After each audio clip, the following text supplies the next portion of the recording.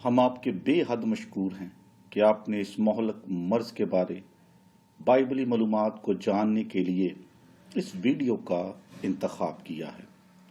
آپ کا چناؤ آپ کے کلام مقدس سے ذوق اور لگاؤ کا واضح ثبوت ہے۔ ہم امید کرتے ہیں کہ آپ نہ صرف اس ویڈیو کو مکمل طور پر دیکھیں گے بلکہ دیکھنے کے بعد صداقت کلام مقدس کی گواہی کے لیے آپ اس چینل کو سبسکرائب بھی ضرور کریں گے۔ خداوند آپ کو بہت برکت عطا کرے۔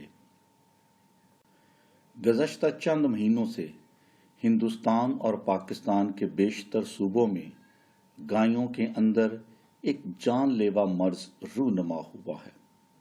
اس جان لیوا مرض کے نتیجے میں گائے کے جسم پر دردناک اور تکلیف دہ پھوڑے اور پھپھولے نکلنا شروع ہو جاتے ہیں، اور پھر دیکھتے دیکھتے چند دنوں میں اس کا سارا جسم ان پھوڑوں اور پھپھولوں سے بھر جاتا ہے۔ ان پھوڑوں کے باعث اس کے جسم کا درجہ حرارت بہت زیادہ بڑھ جاتا ہے اور اس کا وزن آہستہ آہستہ کم ہونا شروع ہو جاتا ہے۔ اس کی آنکھیں درجہ حرارت کے باعث سوج جاتی ہیں اور پھر ہفتے ڈیڑھ کے اندر اس جانور کی موت واقع ہو جاتی ہے۔ میڈیکل ریسرچ کے مطابق اس موذی مرض کا سبب ایک جان لیوا بیکٹیریا لمفے ہے۔ اس موذی مرض کے باعث گائے کے گوشت پر سیاہ دبے رونما ہو جاتی ہیں اور اس کا دودھ بھی مضر صحت بن جاتا ہے، اور جو کوئی اس کا گوشت اور دودھ کھاتا اور پیتا ہے وہ بھی اس مرض میں مبتلا ہو جاتا ہے۔ آئیں اب ہم دیکھیں کہ کیا اس بیماری کا ذکر خداوند کے کلام مقدس میں بھی موجود ہے یا نہیں۔ اگر موجود ہے تو اس کا سبب کیا ہے، اور پھر خدا کے کلام مقدس کے مطابق اس بیماری کا ممکنہ علاج کیا ہے۔ اس جلدی بیماری کا ذکر ہمیں خروج کی کتاب اس کے 9ویں باب کی 8ویں اور 12ویں آیات میں ملتا ہے۔ کلام خداوند میں لکھا ہے، اور خداوند نے موسیٰ اور ہارون سے کہا کہ تم دونوں بھٹی کی راکھ اپنی مٹھیوں میں لے لو، اور موسیٰ اسے فرعون کے سامنے آسمان کی طرف اڑا دے، اور وہ سارے ملک مصر میں باریک گرد ہو کر مصر کے آدمیوں اور جانوروں کے جسم پر پھوڑے اور پھپھولے بن جائے گی۔ سو وہ بھٹی کی راکھ لے کر فرعون کے آگے جا کھڑے ہوئے، اور موسیٰ نے اسے آسمان کی طرف اڑا دیا، اور وہ آدمیوں اور جانوروں کے جسم پر پھوڑے اور پھپھولے بن گئیں، اور جادوگر پھوڑوں کے سبب سے موسیٰ کے آگے کھڑے نہ رہ سکے، کیونکہ جادوگروں اور سب مصریوں کے پھوڑے نکلے ہوئے تھے۔ اور خداوند نے فرعون کے دل کو سخت کر دیا، اور اس نے جیسا خداوند نے موسیٰ سے کہہ دیا تھا ان کی نہ سنی۔ خدا تعالیٰ نے مصریوں پر 10 قدرتی آفات بھیجی، اور ان آفات میں سے 9 آفات مختلف اشکال میں مصریوں پر نازل ہوئی، اور ان میں سے ایک آفت جسمانی بیماری کی صورت میں مصریوں پر آ پڑی۔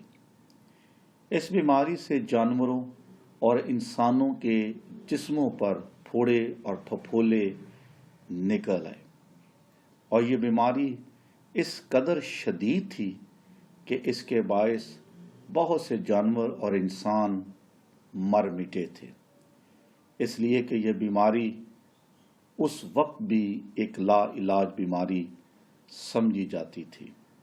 مصری اور ارد گرد کی قومیں اس بیماری سے خوف میں مبتلا تھی،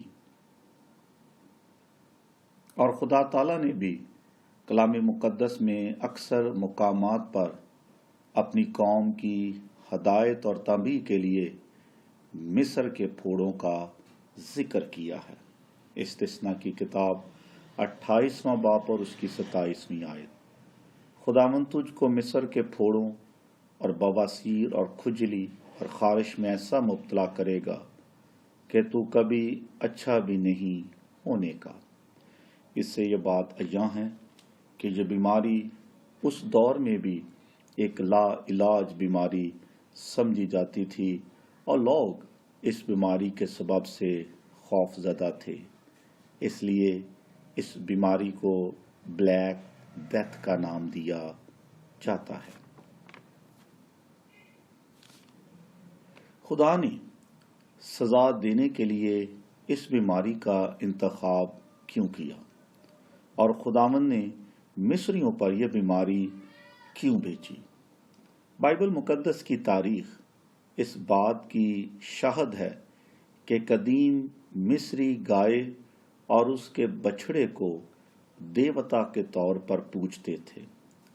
اہل مصر اور ارد گرد کی قومیں گائے اور اس کے بچھڑے کو دیوتا تصور کرتے تھے اور اکثر وہ اس کے پیشاب کو بھی استعمال کرتے تھے۔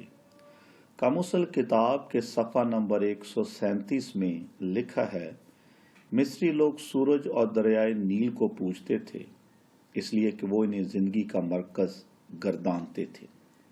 وہ کئی جانوروں کو بھی پاک مانتے تھے، مثلاً بیل، گائے، بلی، بندر اور مگرمچھ وغیرہ۔ وہ گائے کے نر بچھڑے کی پوجا کرتے اور اس کا مجسمہ بنا کر اس کے سامنے بدکاری بھی کرتے تھے، اور یہی مشق قوم بنی اسرائیل کے اندر بھی جاری تھی۔ خروج کی کتاب 32واں باب اور اس کی پہلی 6 آیات میں اس واقعے کا ذکر ہے جب موسیٰ کوہ سینا پر گیا اور اسے آنے میں جب دیر ہوئی تو بنی اسرائیل نے ہارون کو اس بات کے لیے مجبور کیا کہ وہ گائے کے بچھڑے کا مجسمہ تیار کرے۔ اس مقصد کے لیے اسرائیلی عورتوں نے اپنے سونے کے زیور اور بالیاں ہارون کو دیں تاکہ مجسمہ تیار کیا جائے، اور اس طرح ہارون نے مجسمہ تیار کیا اور اسرائیل کے لوگوں نے نہ صرف اس کی پرستش کی بلکہ اس کے سامنے بدکاری بھی کی۔ گائے کے اندرونی اعضاء مثلاً دل اور جگر جادوگری کے لیے بھی استعمال ہوتے تھے۔ جادوگر لوگ ان اعضاء کو جادوگری، جادو ٹونوں اور طلسمی کاموں میں باکثرت استعمال کرتے تھے۔ اس لیے خروج کی کتاب اور اس کے 9ویں باب کے اندر یہ لکھا ہے کہ اس خطرناک اور جان لیوا بیماری کے آگے جادوگر بھی بے بس ہو چکے تھے اور ان کا جادو ناکام اور بے اثر ہو چکا تھا۔ اس بیماری کا بڑا سبب اور بڑی وجہ بت پرستی اور جادوگری ہے۔ اس لیے خدا مصریوں سے اکثر سخت ناراض رہتا تھا اور یہ بیماری ان پر نازل ہوتی رہتی تھی۔ مصری لوگ جادوگری اور بت پرستی کے قائل تھے، لہذا اس لیے خدا ان سے ناراض تھا اور سزا کے طور پر یہ بیماری ان میں موجود رہتی تھی۔ اس بات کے باعث ہم یہ کہہ سکتے ہیں کہ یہ بیماری خدا کے غضب اور غصے کے باعث ہے۔ یہ بیماری خدا کے قہر کی نشانی ہے، اور یہ بیماری اس وقت نازل ہوتی ہے جب خدا کی برابری کی جائے، جب زندہ خدا کو چھوڑ کر دوسرے معبودوں کی پیروی شروع کر دی جائے، پھر خدا کا غضب اور خدا کا غصہ اس کے لوگوں پر ظاہر ہوتا ہے۔ بطور مسیحی ہمیں یہ حقیقت یاد رکھنی چاہیے کہ حضرت مسیح نے کیا فرمایا ہے۔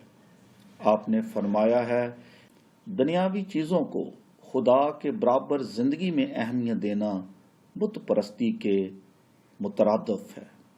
مسیح نے فرمایا، تم خدا اور دولت دونوں کی خدمت نہیں کر سکتے، لہٰذا یہ بیماری ہم تمام پاکستانیوں کے لیے ایک تنبیہ ہے، ایک خبرداری ہے کہ ہم اپنے تمام تر کاموں میں، اپنے اعمال میں اور لین دین میں نیک، راست باز اور ایماندار بنیں۔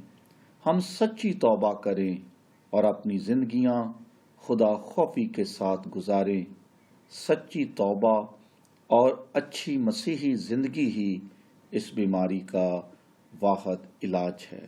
مجھے امید ہے آپ اس ویڈیو کے وسیلے سے ضرور فیض یاب ہوئے ہوں گے۔ آئیں ہم اپنے آپ کو خداوند کے حضور سچی توبہ کے لیے تیار کریں تاکہ آئندہ آنے والی مصیبتوں سے ہم بچ سکیں۔ آمین۔